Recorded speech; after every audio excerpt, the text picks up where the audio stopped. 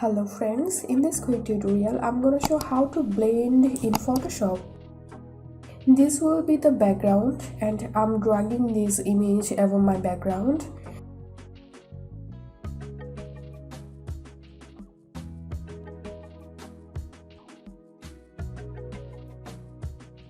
Right clicking this layer to make it smart object. Now selecting the eraser tool to remove unwanted bird from this image.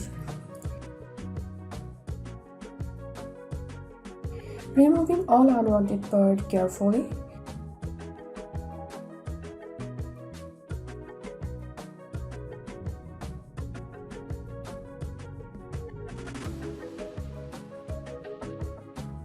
Now clicking here and selecting dissolve.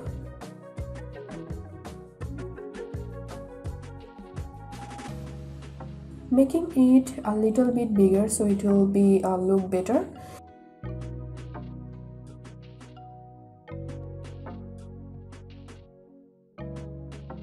Now clicking here, hue saturation. From here I'm selecting increase saturation. And it's looking quite perfect now. That's it for now. If you benefited a little from this video, then make sure to subscribe this channel. Thank you.